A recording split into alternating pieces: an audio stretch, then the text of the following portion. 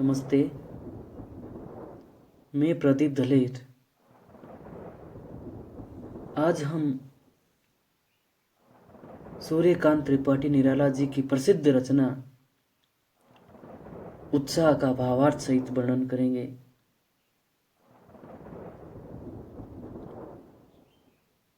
उत्साह कविता एक आह्वान गीत है। यह कविता बादल के रूप में आए दो अलग तरह के बदलाव को दर्शाती है।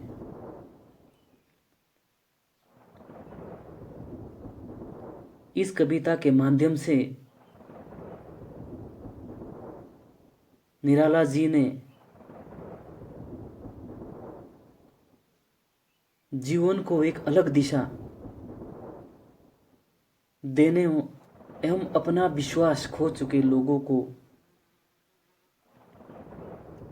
प्रेरणा देने का प्रयास किया है।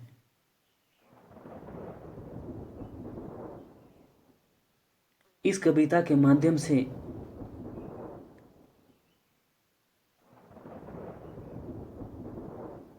निराला जी दो संदेश देना चाहते हैं। एक तो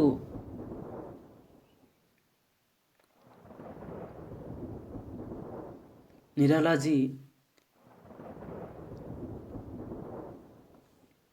बादलों के आने के जिक्र के जरिए जीवन से निराश व हताश लोगों को यह उम्मीद देना चाहते हैं कि चाहे जो कुछ हो या जो कुछ हो जाए, आपके जीवन में भी खुशहाली जरूर आएंगी।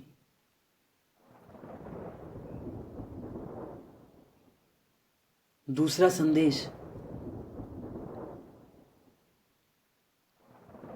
उन्होंने ये दिया है कि जिस तरह बादल बेजान पौधों में जान डाल देते हैं, वैसे ही मनुष्यों को सारे दुखों को भूलकर अपने जीवन की नई शुरुआत करनी चाहिए और जिंदगी में हमेशा आगे बढ़ते रहना चाहिए।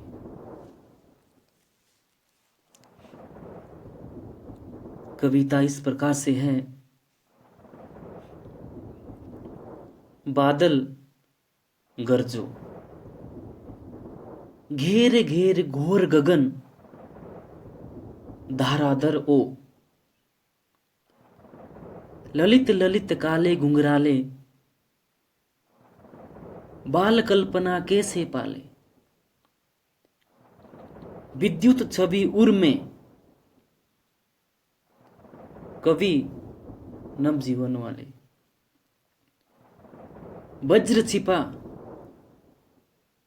नूतन कविता, फिर भर दो बादल गरजो।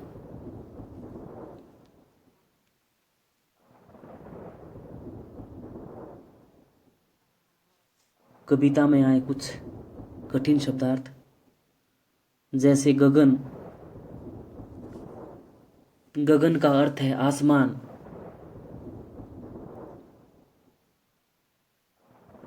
धाराधर का अर्थ है बादल। ललित का अर्थ है सुंदर या मनोहर।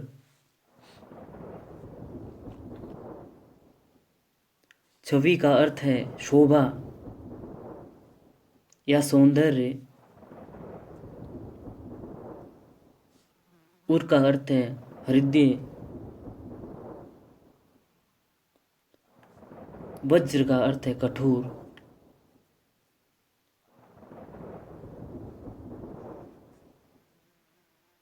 नूतन का अर्थ है नया।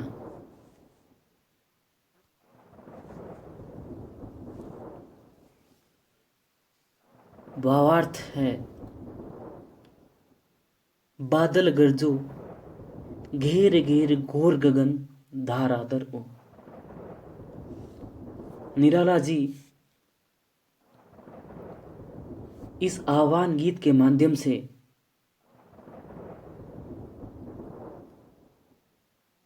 बादल को गरजने के लिए कहते हैं।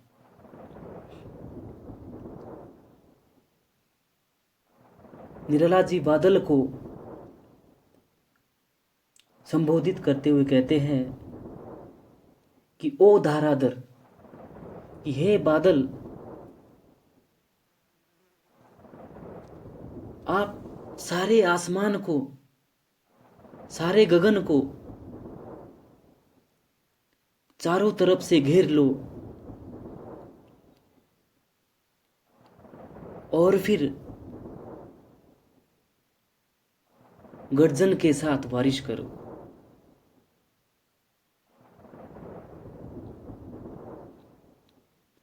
निराला जी कहते हैं ललित ललित काले घुंघराले बाल कल्पना कैसे पाले, कि मुझे ये बादल किसी बच्चे के काले घुंघराले बाल की तरह सुंदर लगते हैं, कि मुझे ये बादल किसी बच्चे के काले घुंघराले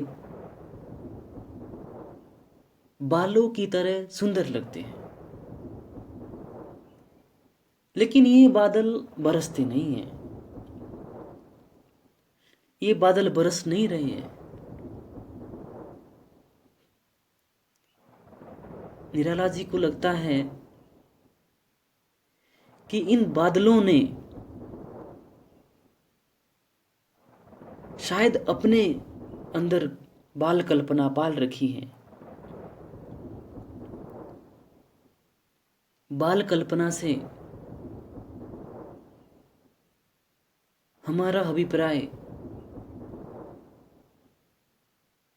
बच्चे की उस कल्पना से है जो क्षणभंगुर है,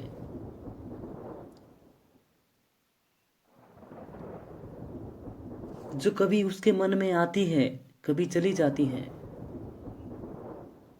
जैसे छोटा सा बच्चा होता है और वो अपने मन में अनेक तरह की कल्पनाएं करता है और कुछ ही समय में वो कल्पना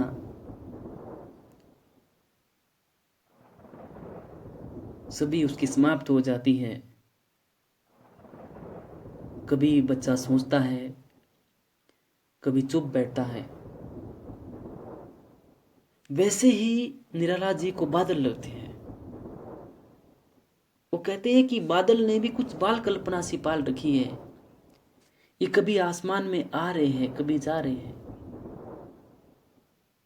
बरसात नहीं कर रहे हैं, बरस नहीं रहे हैं। आगे कभी लिखते हैं विद्युत छवि उर में कभी नव जीवन वाले। कभी कहते हैं कि हे बादल, आपके हृदय में तो बिजली की सौंदर्य है, आप तो नया जीवन प्रदान करने वाले हो। आप उस कवि की तरह हैं जो अपनी कल्पना से, जो अपनी कविता से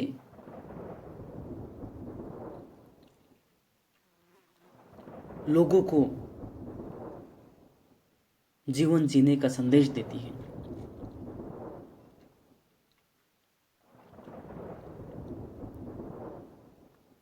निराला जी कहते हैं वज्र छिपा नूतन कविता फिर भर दो।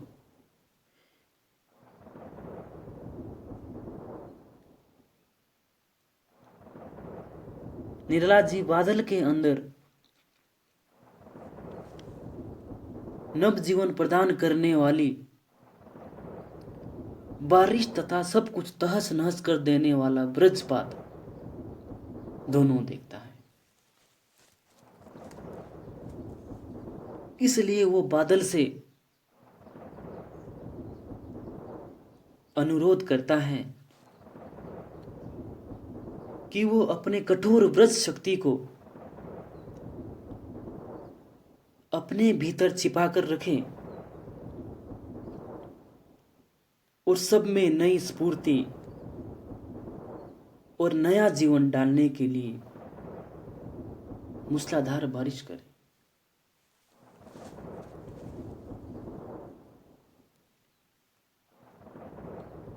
वज्र छिपाने से अभिप्राय है कि आप उस वज्र को, आप अपने उस रूप को छिपाएं जिससे सब कुछ तहस नहस हो जाता है। और आपका जो दूसरा रूप है जो लोगों को नया जीवन प्रदान करता है, आप उस रूप के माध्यम से बारिश करें।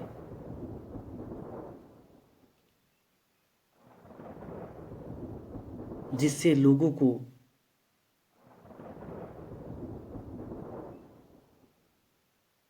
खुशहाली मिले।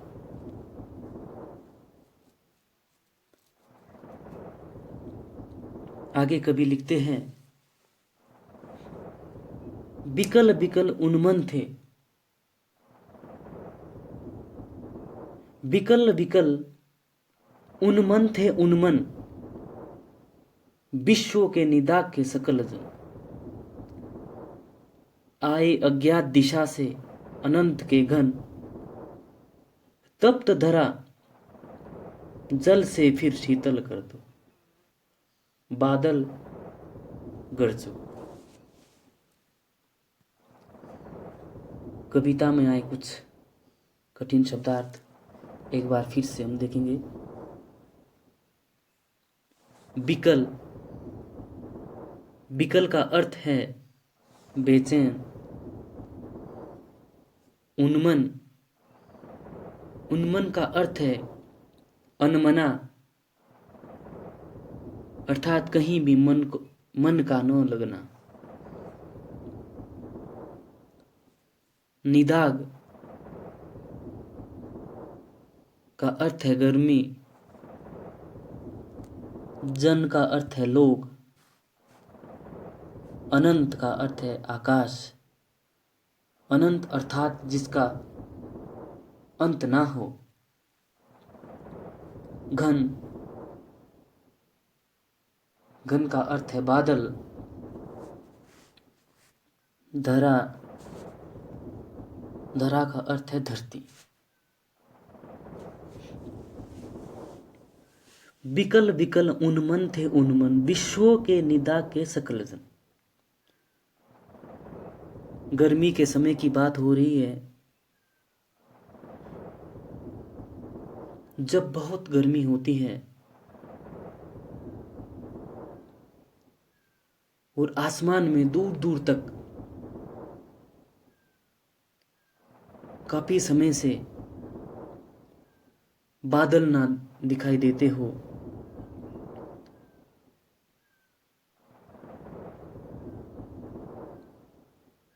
और गर्मी इतनी अधिक हो कि धरती पर पांव रखना भी दुश्वार हो जाए,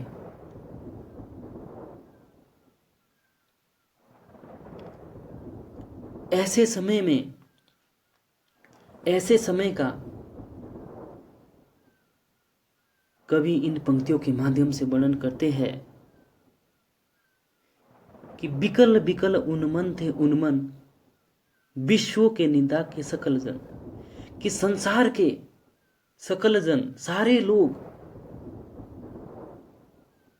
गर्मी से बेचैन थे, उन्मने थे।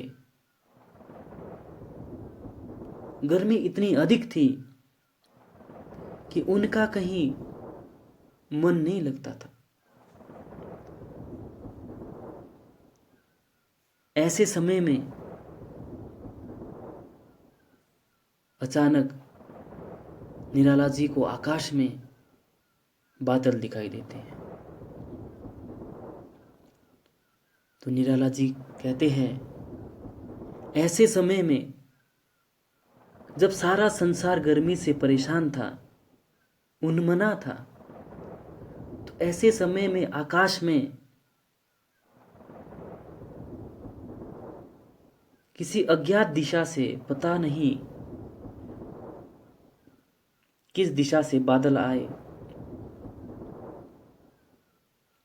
और पूरा आकाश बादल से घिर गया। कभी कहते कि हे अनंत के घन, हे आकाश के बादल, आप ऐसे समय में आकाश में छा गए हो जब पूरा संसार गर्मी से परेशान है। हे बादल, इस तप्त धरा को, इस गर्म धरती को अपने जल से शीतल कर दो। अर्थात आप बरसो, गर्जन के साथ बरसो, गड़गड़ाहट के साथ बरसो और इस गर्म धरती को अपने पानी से ठंडी कर दो। इस धरा को ठंडी कर दो, ये बहुत गर्म हो गई है।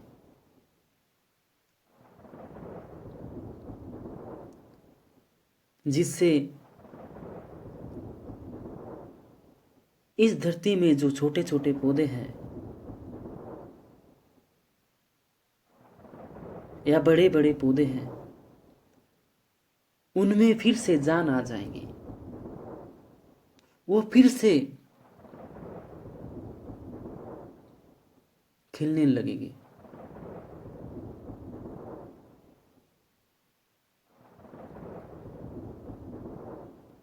फिर से इस धरती में नए जीवन का संचार होगा।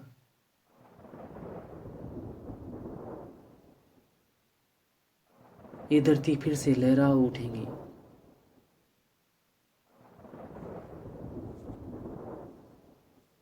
धन्यवाद।